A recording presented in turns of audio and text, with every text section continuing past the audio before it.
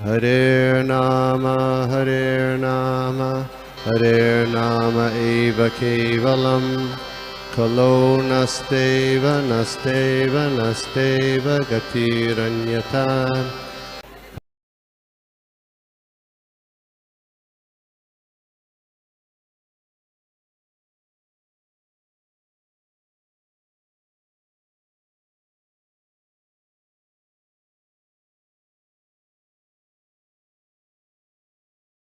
हरे कृष्णा। तो हम लोग स्टार्ट करते हैं।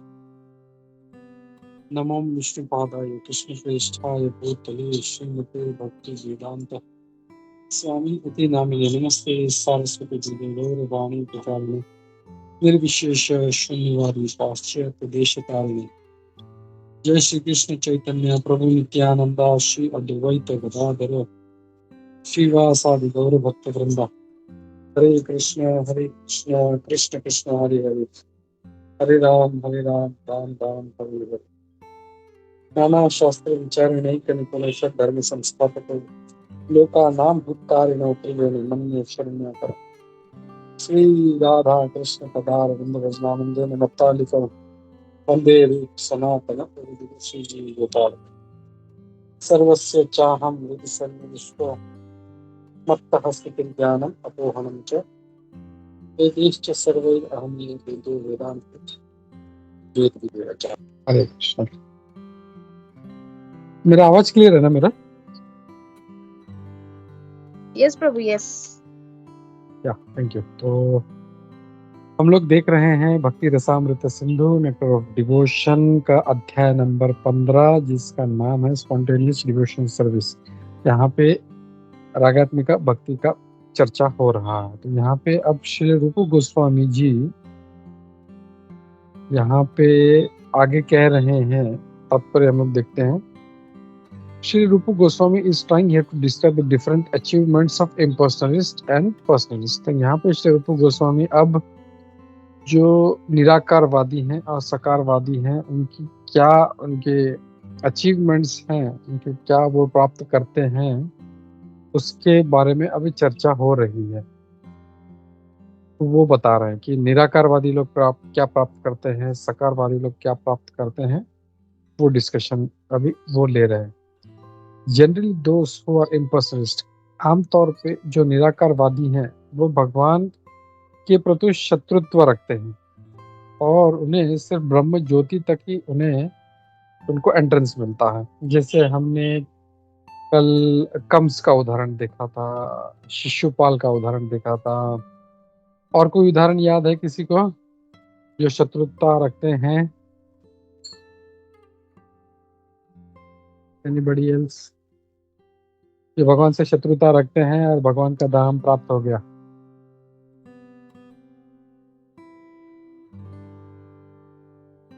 हरे कृष्ण प्रभु। रावण है, कुंभकर्ण है। एक्चुअली इनका अगर कैसा है, इनको ये लोग भगवान के ही पार्षद थे। ये गेट कीपर्स थे, उनको कर्ज मिला था और इसके लिए ये आए थे और वापस भगवत धाम जाते हैं। लेकिन जो कंस और शिशुपाल है ये भगवान से द्वेष करते थे बहुत और इसलिए उनको इम्पर्सनल ब्रह्मण या निराकार जो है वो प्राप्त हुआ था।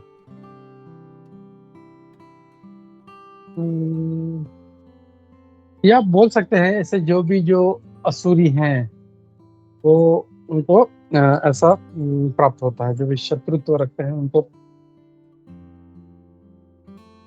प्राप्त होता है। फिर लेकिन एक शत्रु ऐसा था जिनको भगवान का धाम प्राप्त हो गया था, सीधा वो भगवान के धाम गए। ऐसा कौन सा शत्रु है?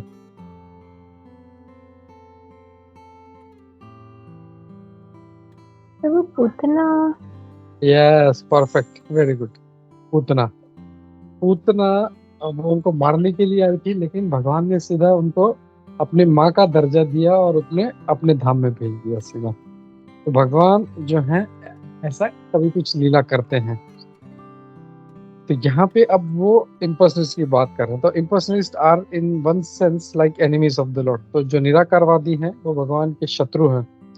इसलिए हम लोग को जो निराकारवाद है कि भगवान का कोई रूप नहीं है, इससे हम लोग को दूर रहना है। क्योंकि यहाँ पे श्री रूप गोस्वामी कह रहे हैं ऐसे लोग भगवान के शत्रु हैं, जो भगवान के रूप को नहीं मानते और बोलते हैं कि भगवान सिर्फ एक शक्ति है।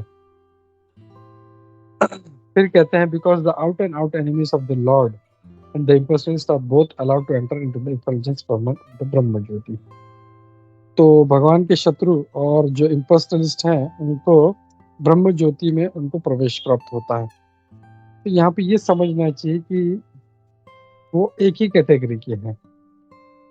Actually the impersonalist are enemies of God. जो निराकारवादी है वो भगवान के शत्रु हैं, क्योंकि वो भगवान के ऐश्वर्य को देख नहीं पाते और वो हमेशा उनको अपने अपने आप को भगवान के समान जो है समझते हैं, उनको उनके साथ रखते हैं। और ये क्यों होता है? क्योंकि ये उनका द्वेष है। चैतन्य महाप्रभु कहते हैं the impersonalist to be offender of the lord. जो ये मायावादी हैं या निराकारवादी है, ये भगवान के प्रति अपराधी हैं। भगवान इतने दयालु हैं कि however that even though they are his enemies, they are still allowed to enter into the spiritual kingdom and remain in impersonal Brahman Jyotir, the undifferentiated light of the absolute। तो भगवान अब यहाँ पे कह रहे हैं कि भगवान इतने दयालु हैं कि वो अपने शत्रु को भी वो अपने धाम में भेजते हैं और उनको ब्रह्म ज्योति तक पहुंचाते हैं, जो भगवान का ही ज्योति है। ब्रह्म यानी भगवान और ज्योति, तो उनसे जो ज्योति निकलता है वो ब्रह्म ज्योति है। कभी कभी कोई निराकारवादी अपना स्तर उठा के वो personal conception of the Lord, वो सकारवादी बन सकता है। मतलब कोई निराकारवादी कभी कभी सकारवादी बन सकता है। अब भगवान इस बात की पुष्टि करते हैं, after many births and deaths he who is actually in knowledge surrenders unto me। तो बहुत जन्मों के बाद जो जिसने ज्ञान प्राप्त किया है, मुझे मेरी शरण में आया है, मेरी शरण में आता है। ये कौन सा श्लोक है? बहुनाम जन्मनाम अन्ते ज्ञानवान माम प्रपद्यते वासुदेव सर्वभूति सर्वमात्मा से दुर्लभ। भगवान कहते हैं बहुत बहुत जन्मों के बाद जिसको ज्ञान है वो मेरी शरण में आता है, ऐसा भगवान कहते हैं। और ऐसे शरण में जाने से एक निराकारवादी है वो वैकुंठ लोक तक पहुंच सकता है। तो जो ब्रह्म ज्योति से वो वैकुंठ लोक तक पहुंच सकता है। Where as a surrender so he attains bodily features like those of the Lord। और वहाँ पे वो भगवान की तरह ही उसको ऐश्वर्य, उनका रूप जो है प्राप्त होता है। ब्रह्मांड पुराण में ये कहा गया है कि जिनको मुक्ति प्राप्त हुआ है भौतिक कलमश से और जिन असुरों को भगवान ने मारा है, वो इस ब्रह्मन कॉन्सेप्ट में वो पड़ जाते हैं, वो ब्रह्म इसमें आ जाते हैं और वो इस ब्रह्म ज्योति में आध्यात्मिक जगत में रहते हैं। ये जो आध्यात्मिक आकाश है ये इस भौतिक आकाश के बहुत परे है। तो यहाँ पे अब बता रहे हैं कि आकाश जो हम लोग देख रहे हैं, अगर यही आकाश हम लोग देखें तो कितना दूर है। मतलब हम लोग को यहाँ से तो लगता है बहुत पास में है, लेकिन हम लोग जब कोई स्पेस का कोई मूवी देखते हैं, कोई डॉक्यूमेंट्री देखते हैं, तो अर्थ कितना छोटा है और इसके ऊपर जब ये स्पेसशिप जाता है तो कितना दूर है और कितने मतलब अनलिमिटेड है ये। और यहाँ पे ये कहा जा रहा है ये तो भौतिक आकाश है, इससे भी बहुत बहुत दूर ये जो आध्यात्मिक आकाश है। तो यू कैन अंडरस्टैंड कि आध्यात्मिक आकाश कितना दूर होगा। आप भौतिक आकाश ही पहुंचना हमारे कैपेसिटी के बाहर है। एंड इट इज कंफर्म है, ये भगवत गीता में भी इस बात का पुष्टि किया गया है कि इस भौतिक आकाश के परे और एक आध्यात्मिक शाश्वत आकाश है।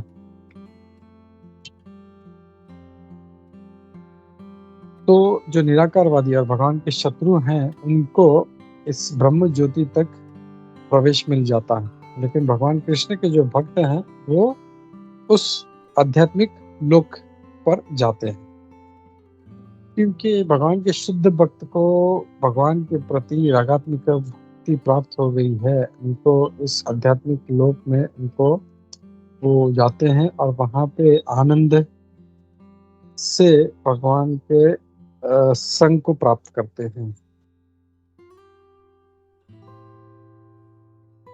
10वें स्कंद के श्रीमद् भागवतम के 10वें स्कंद के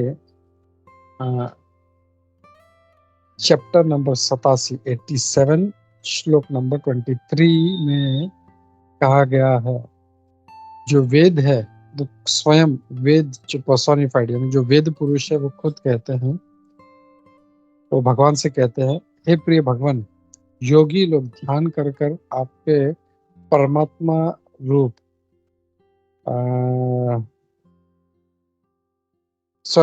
योगी लोग जो हैं आपके परमात्मा रूप पे ध्यान करते हैं और इस प्रकार वो उनको आध्यात्मिक सिद्धि प्राप्त होती है और वो ब्रह्म ज्योति तक पहुंच जाते हैं। लेकिन जो व्यक्ति आपको शत्रु समझता है उसे भी यही जो है परफेक्शन, यही सिद्धि प्राप्त होती है। गोपी जिनको आपकी मतलब आप जिनके गले लगाते हो और उनको भी यही जो है सिद्धि प्राप्त होती है। और जहाँ तक हमारी बात है, जो देवता है वो अलग अलग जो डिपार्टमेंट के इंचार्ज हैं, वेदों के अलग अलग सेक्शन के इंचार्ज हैं। हम लोग हमेशा आप जो है जो गोपियां हैं उनके पद चिन्हों पर चलना चाहते हैं। तो वेद भी है, वेद पुरुष भी यही कहते हैं कि हम गोपियों के पद चिन्हों पर चलना चाहते हैं और उस पद चिन्हों पर चलकर हम लोग भी वही सिद्धि प्राप्त करने का प्रयास करना चाहते हैं, हमारी भी इच्छा वही। अब जब वो कह रहे हैं कि सेम परफेक्शन यानी वही सिद्धि का मतलब है, हमें ये याद रखना है, सूर्य और सूर्य प्रकाश का जो उदाहरण है जो कल देखा था हमने उसको उसके बारे में याद।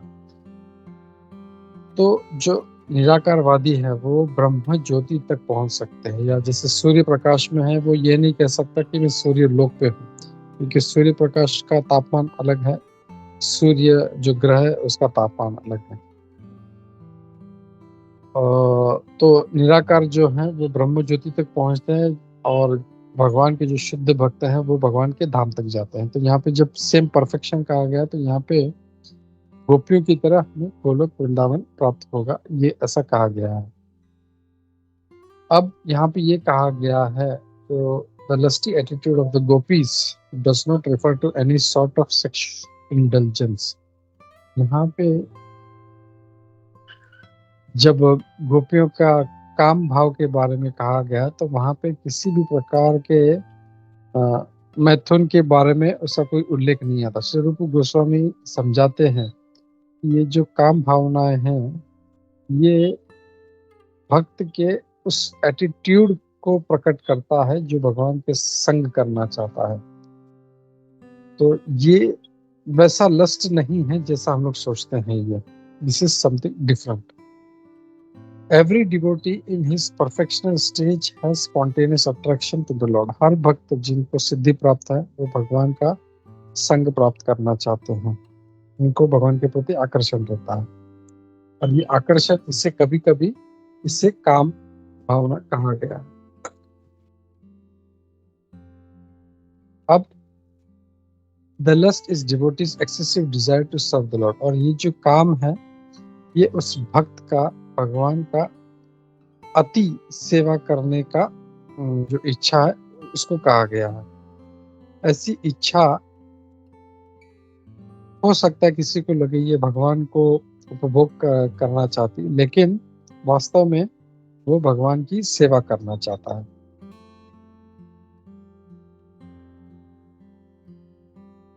और आगे कह रहे हैं, उदाहरण के तौर पर एक भक्त जो भगवान का संग करना की इच्छा रखता है, जैसे गोपा है, फिर he will want to serve the lord by assisting. वो जब गोपा बन जाएंगे तो भगवान को वो सेवा करना चाहेंगे, उनके जो गोपालन में या गाय को संभालने में, या जो भी जो जो ग्वाल बाल है उनकी जो सेवाएं है उसमें वो मदद करना है, मदद नहीं, वो सेवा करना चाहिए। This may appear to be a desire to enjoy the company of lord. ऐसा लग सकता है कि ये भगवान का संग भोगना चाहते हैं, बट वास्तव में ये उनका प्रेम है और वो उनकी गौओं को संभालने में सेवा करना चाहते हैं। तो यहाँ पे अभी सेकंड टॉपिक शुरू होता है। एक हमने देखा था, रागात्मिका भक्ति दो प्रकार की है, एक है काम रूपा और संबंध रूपा। तो अब यहाँ पे वो इस सेंसुअल अट्रैक्शन के बारे में कह रहे हैं। वो कहते हैं, this extreme desire to serve the lord is manifest in the transcendental land of Vraj. ये भगवान करने का जो अति भूमि पर है,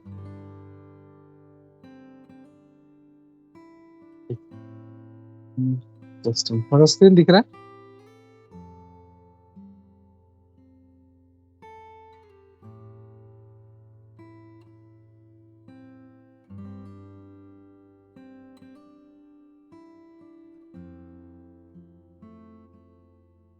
हरे कृष्ण प्रभु, स्क्रीन तो अभी नहीं दिख रहा है। एक मिनट, मैं फिर से शेयर करता हूँ, क्या तब क्या पता नहीं। ओके, एक minute.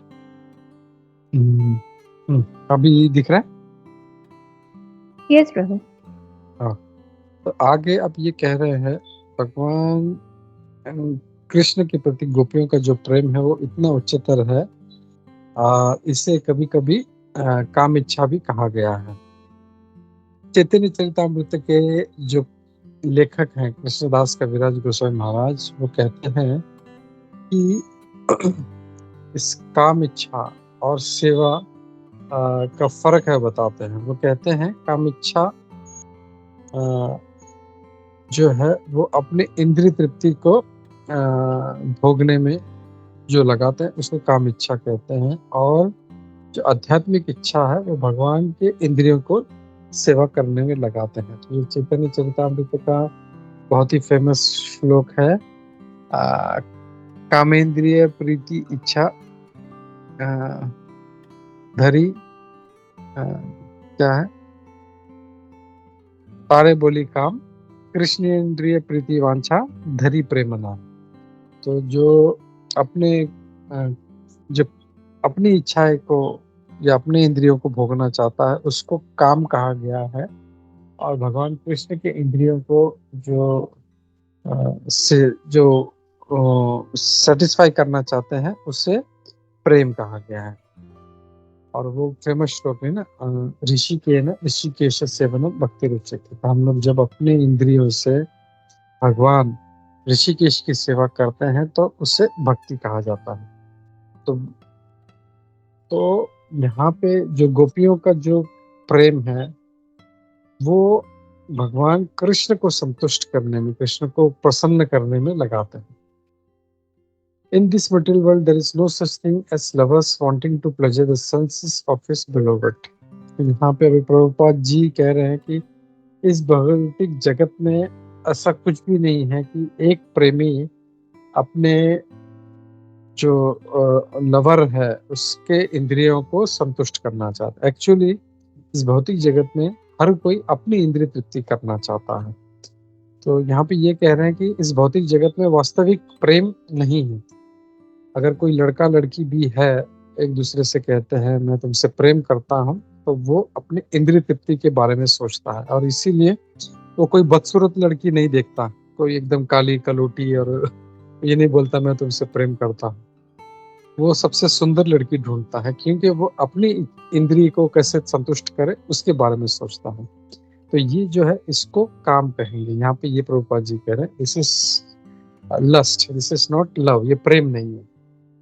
The gopis however wanted nothing at all but to gratify the senses of the Lord। और यहाँ पे जो गोपियां हैं वो सिर्फ भगवान के प्रसन्नता के लिए वो काम करती थी, और ऐसा इस भौतिक जगत में कोई भी उदाहरण नहीं है। इसीलिए गोपियों का जो प्रेम है भगवान कृष्ण के लिए, इसे कभी कभी जो स्कॉलर लोग हैं वो काम इच्छा या लस्टी डिजायर्स भी कहते हैं, संबोधित करते हैं। बट इसे इस प्रकार नहीं लेना चाहिए। ये मतलब कवियों का एक स्टाइल है कहने का, बट वो काम इच्छा नहीं है। It is simply a way of trying to understand the transcendental situation. तो ये जो एक आध्यात्मिक परिस्थिति है उसको समझने का पेश करने का एक सिंपल तरीका है। फिर आगे, great devotees up to the standard of Uddhava, मतलब उद्धव तक जो इतने महान भक्त हैं उस स्तर के, वो भगवान के बहुत ही प्रिय सखा है, और उनका भी इच्छा है वो गोपियों के पथ पर चले। हमने वो भी देखा, अभी हम लोग का जो सुबह का भागवतम है उसमें हम उद्धव जी का ही देख रहे हैं। तो वो भी ये कहते हैं कि मैं गोपियों की तरह भक्त बनना चाहता हूँ। अब गोपियों का भगवान कृष्ण के प्रति प्रेम जो है उसे काम इच्छा, जो भौतिक काम वासना है, वैसे नहीं कह सकते। नहीं तो उद्धव जैसे इतने महान भक्त वो क्यों गोपियों के पद चिन्हों पर चलेंगे। जैसे बहुत से लोग बोलते हैं, अरे तुम्हारा कृष्ण तो रास लीला करता है, लड़कियों के साथ घूमता है, गोपियों के साथ घूमता है। तो गोपियां जो है वो भगवान कृष्ण की सेवा करती हैं, और इसीलिए भगवान के बड़े बड़े जो महान भक्त हैं उद्धव जैसे, वो भी ये कहते हैं कि हम गोपी की तरह हम सेवा करना चाहते हैं। अभी साधारण तौर पे देखें, अगर कोई फर्स्ट क्लास लाने वाला बच्चा है 65 लाता है, तो कभी ये नहीं सोचेगा कि मैं वो जो लड़का 0 लाता है मैं उसकी तरह मैं बनना चाहता हूँ। It will never happen. वो हमेशा अपने से और बेहतर जो है, जो अगर वो 65 ला रहा है तो वो बोलेगा वो जो दूसरा लड़का है जो 85 लाता है या 98 लाता है, मैं उसकी तरह बनना चाहता हूँ। तो यहाँ पे भी इस उदाहरण से समझ सकते हैं कि उद्धव जी भी जो है वो गोपियों के पद चिन्हों पे चलना चाहते हैं। क्यों? इससे समझ सकते हैं कि गोपिया का जो प्रेम है या सेवा भाव है सबसे सर्वोच्च है, सबसे टॉप मोस्ट है। दूसरा मतलब इससे हम समझ सकते हैं गोपिया का जो प्रेम है वो भगवान के प्रति वो काम इच्छा नहीं है। अब दूसरा उदाहरण दे रहे हैं चैतन्य महाप्रभु का। उन्होंने भी संन्यास लेने के बाद वो कभी स्त्रियों का संग नहीं करते थे, वो मतलब दूर ही रखते थे। ऐसा कभी नहीं होता था कि कभी कोई स्त्री उनके पास आ सकती थी। स्त्रियों से बहुत दूर रहते। स्त्रियों से तो जाने दो, कोई भौतिक व्यक्ति भी होता था तो वो अपने पास नहीं बुलाते थे। और इसका हम लोग देखते हैं जो जगन्नाथ जो पुरी के जो राजा थे, उनको कभी पास में नहीं आने दिया उन्होंने। तो स्त्री तो बहुत दूर की बात है, लेकिन उन्होंने हमेशा यही सिखाया कि अगर भगवान कृष्ण की भक्ति करनी है तो जैसे गोपियों ने किया वैसी भक्ति करनी चाहिए। इससे भी हम समझ सकते हैं कि साक्षात चैतन्य महाप्रभु भी गोपियों के पद चिन्हों पर चलने की बात कर रहे हैं। हमें गोपियों की तरफ बनना चाहिए। तो उद्धव जी एक उदाहरण है, दूसरा चैतन्य महाप्रभु एक उदाहरण। Thus, the gopis' method of worshipping the Lord as if impelled by lusty desire was praised very highly even by Chaitanya Mahaprabhu। तो ऐसे लगे बाह्य रूप से कि ये काम वासना है, लेकिन ऐसा नहीं है। और जो गोपियां हैं वो जो टॉप मोस्ट है और वो भगवान का सेवा करना चाहती हैं। और इस चीज की सराहना स्वयं चैतन्य महाप्रभु भी करते हैं। This very fact means that although the attraction of gopis for Krishna appears to be lusty, it is not in the least bit material। यहाँ पे ये कह रहे हैं, इस बात फिर से जोर दे रहे हैं कि अगर ऐसा लगता है कोई सोचता है कि गोपियों का जो प्रेम है कृष्ण के प्रति वो काम वासना है, तो ऐसा बिल्कुल भी नहीं है। unless one is fully situated in transcendental position, the relationship of gopis with Krishna is very difficult to understand. ये कह रहे हैं कि जब तक उसका आध्यात्मिक स्तर नहीं उठ जाता, तब तक वो गोपियों का भगवान कृष्ण के प्रति प्रेम है वो कभी नहीं समझ पाएंगे। और इसीलिए हम लोग क्या बोलते हैं हमेशा, जो गोपियों का जो और भगवान कृष्ण के जो बीच में इंटरैक्शन है वो कहाँ पे आता है? वो श्रीमद् भागवतम के 10वें स्कंद में आता है। तो बहुत से लोग सीधा 10th कैंटो पढ़ना शुरू करते हैं, तो वैसा नहीं करना चाहिए। हमेशा first canto, second canto, third canto, fourth canto, ऐसा धीरे धीरे करके जब हम लोग 10वें स्कंद पे पहुंचेंगे तब तक हम लोग समझ जाएंगे भगवान कृष्ण कौन है, गोपियां कौन है, उनका प्रेम कितना शुद्ध है। और तब हम लोग जब पढ़ेंगे तो हमारा भी भक्ति का वृद्धि होगा। हम लोग सीधा 10वां स्कंद पढ़ेंगे तो हम लोग अपराध करेंगे, हम लोग गलत सोच के, क्योंकि गोपियां जो है वो भगवान कृष्ण के प्रति कामेच्छा रखती थी। ये बात यहाँ पे कहा गया। Because it appears to be just like ordinary dealings of young boys and girls, it is sometimes misinterpreted to be like the ordinary sex of this material world. यहाँ पे ये कहा जा रहा है कि ऐसा बाह्य रूप से लग सकता है कि जैसे लड़का लड़की जैसे बिहेव करते हैं ये वैसे ही कुछ है, लेकिन वैसा नहीं है। दुर्भाग्यवश लोग जो इस आध्यात्मिक चीज को नहीं समझ सकते, भगवान कृष्ण और गोपियों को, वो ऐसे चीजों को एक बहुत ही मुंडेन यानी बहुत ही तुच्छ चीज या भौतिक चीज समझते हैं। And therefore they sometimes indulge in painting licentious picture in some modernistic style. और इसीलिए कुछ लोग जो है ऐसे भाव में आकर, गलत भाव में आकर वो ऐसे पेंटिंग भी बनाते हैं। तो सारा जो अब क्रक्स यहाँ पे प्रभुपाद जी ये कह रहे हैं कि गोपियों का प्रेम कोई साधारण नहीं था। आगे अब लास्ट का पैराग्राफ है, यहाँ पे कहते हैं वहीं पे दूसरी तरफ कुब्जा हम लोग को पता है कुब्जा कौन थी। कुब्जा वो लेडी थी जो एकदम कुबड़ी थी, और भगवान कृष्ण जब द्वारका गए थे तो उसके पास जो सबसे उत्कृष्ट चंदन था वो भगवान कृष्ण ने उनसे मांगा और कुब्जा ने तुरंत वो भगवान कृष्ण को लगा दिया। तो ये उसकी बात हो रही। कुब्जा जो थी उसे जो हमारे विद्वान लोग हैं उसको कहते हैं ऑलमोस्ट लस्टी, यानी वहाँ वो जो भाव है उसका कुब्जा का वो ऑलमोस्ट यानी लगभग वो काम इच्छा ही था, ऐसा कह रहे हैं। कुब्जा एक बहुत ही कुरूप नहीं, एक कुबड़ी एक स्त्री थी जो वो who also wanted Krishna with a great ecstatic love, वो भी भगवान कृष्ण से प्रेम करती थी, लेकिन उसका इच्छा भगवान कृष्ण के प्रति जो था वो भौतिक रूप था, और इसीलिए उसका जो प्रेम है वो गोपियों के प्रेम से उसे हम लोग तुलना नहीं कर सकते। जो कुब्जा का प्रेम है वो उसमें थोड़ा सा काम इच्छा था, ऑलमोस्ट जैसे यहाँ पे श्री रूप गोस्वामी जी का ऑलमोस्ट लगभग काम रूप के समान ही था, और इसलिए कुब्जा का प्रेम और गोपियों के प्रेम को कंपेयर नहीं करते, उसकी तुलना नहीं करते। उसका जो अफेक्शन है कृष्ण के प्रति उसे काम प्राय कहा गया है। Her loving affection for Krishna is called kama praya, or almost like the gopis love for Krishna.